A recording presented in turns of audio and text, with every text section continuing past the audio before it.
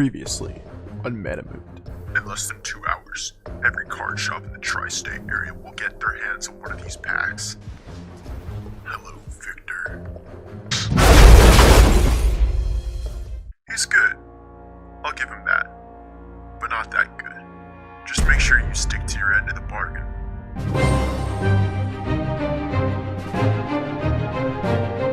What's up, Planeswalkers? How you doing? I've got something special cooked up for you today as we're taking a look at Judith, Carnage Connoisseur, a card I initially overlooked when the set was spoiled, but after playtesting the card myself, I've gotta say, it's fun. Judith is a RAKDOS and 3 colorless, 3/4 human shaman that says whenever you cast an instant or sorcery spell, choose one. That spell gains Death Touch and Lifelink, or create a 2/2 red imp creature token with, when this creature dies, it deals 2 damage to each opponent. Naturally, this is a very powerful ability, but the card has one major flaw. It's 5 mana, and if you tap out to play this card, you best believe you're not going to untap with it. So after some tweaks, I think I found a list that makes this card excel and prove RAKDOS can be a spell slinging color. So for the strategy of the deck, plan on ramping early so that when we play Judith, we can follow it up with a spell to get some value. And with how I've built this deck, one spell might be all you need to go off in a single turn and get a table kill. If you're curious on how this deck gets its kills, it's very much a death by 1,000 cuts strategy. Now before I get started, next week is my viewer request week, meaning I'll try to tackle as many requested commanders as I can, so if you'd like to add to that list, then leave a comment or join my channel Discord.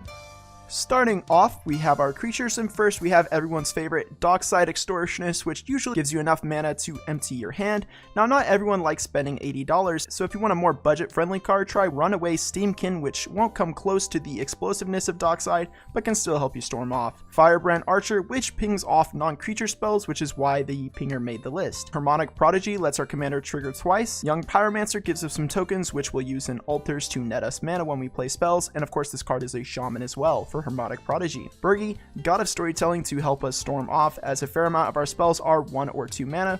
Braids, Arisen Nightmare to cash in extra tokens or treasures for more cards and damage. Gutter Snipe is another pinger when we play our spells, and it's also a shaman, so it'll be 4 damage per spell if we have Harmonic Prodigy out. Mayhem Devil, as we plan on making a lot of treasures and sacrificing all the creature tokens we make, so this card should bring the hurt. Sedgemoor Witch, which comes with the Magecraft ability. This will make us tokens that gain life when they die whenever we play a spell or copy it. This works really well with storm cards.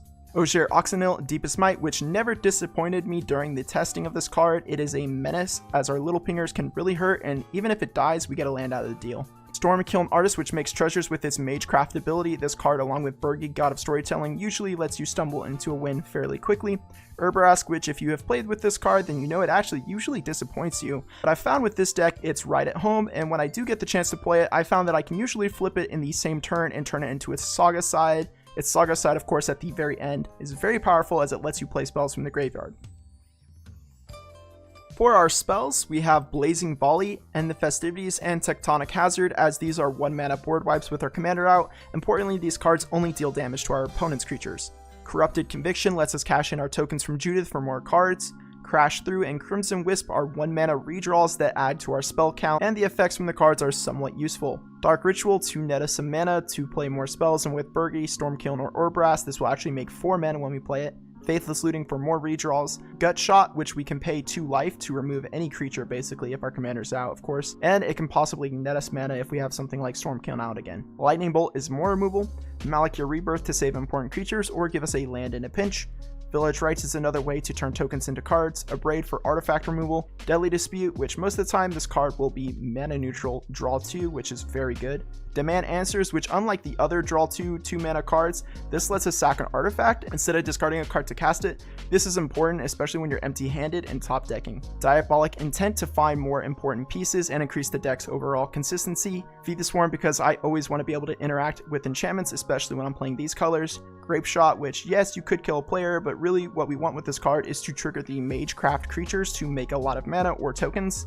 Night's Whispers for more cards, Heretic Ritual for more mana for spells, Smash to Dust, which can act as a one-sided board wipe or more artifact removal, Chaos Warp in case we come across some hard to answer threats, Jessica's Will for mana and cards, which is the best of both worlds for us. Of course, only play this when our commander's out. Seething Song for even more mana, Big Score and Unexpected Windfall for cards and treasures. And again, because they make 2 treasures, most of the time these will actually be mana neutral cards. Mizzix's Mastery, which might as well be a win con if we have our commander out. This is a pretty standard Storm win con. Just make sure you have a stock graveyard before overloading it. Mana Geyser, which usually lets us stumble into a win since we'll be able to play out our entire hand. Blasphemous Act, which while it does kill our board as well, we can choose the Death Touch and Lifelink option with our commander to gain an insane amount of life. Blood for the Blood God is our last spell, and a big part of our strategy is sacking the tokens, so this spell should be pretty cheap and not hard to cast, and of course when we do cast it, we will refill our hand and deal a decent amount of damage to our opponents. On to our artifacts and enchantments. I'll start with the ramp, which is quite a lot, but remember our commander is 5 mana and will want extra mana when we play her to start storming off the turn she comes down. That said, we have Soul Ring, Arcane Signet, RAKDOS Signet, Charcoal Diamond, Fire Diamond, Mind Stone, Talisman of Indulgence, Thought Vessel, Commander Sphere, Worn Power Stone, Cursed Mirror, which lets us copy one of our creatures the turn it comes down, and Glittering Stockpile, which we can cash in for extra mana based on the counters it has. For our non-rock ramp, we have Descent into Avernus for extra damage and treasures. Keep in mind it does ramp your opponents, but we have a Mayhem Devil, so the card gets a little bit better for us. Phyrexian Altar and Ashnod's Altar to give us a sack outlet for our tokens, and it'll turn them into mana for our spells. For everything else, we have Black Market Connections for its utility it provides, treasures, cards, and tokens, and we actually don't mind paying the 6 because we have plenty of ways to gain life with our commander. Phyrexian Arena for more cards, and the One Ring for all the cards.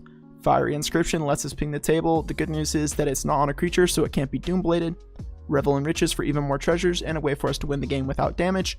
And finally, Virtue of Courage, which can act as removal early and then card advantage in the late game. And when I have played Virtue of Courage, it is rarely ever disappointed, especially with how many pingers we play. Most of the time you will stumble into a win after playing this card.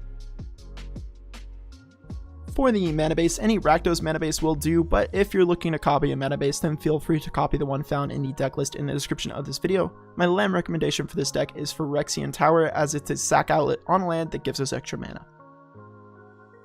For the combo section, I'll explain the combo found in the deck. However, there are multiple lines in this deck that can lead to a table kill, but I'm not considering these combos as they take several cards. So for this combo, we need Dockside and Revel in Riches. Yep, this is the world's simplest combo. When we play Dockside, it'll need to make enough treasures that we have a total of 10 or more, and Revel in Riches will need to be on the battlefield. If we make it around to our upkeep with Revel in Riches and 10 treasures, we will win the game. Naturally, this combo is fragile, but it's a combo nevertheless. That's going to be all for today's video, and I do hope you enjoyed. Let me know how I did, or tell me about your favorite commander from the Murders at Karlov Manor set in the comments below. Subscribe to see more schizophrenic openings, and I'll see you in the next video. Peace.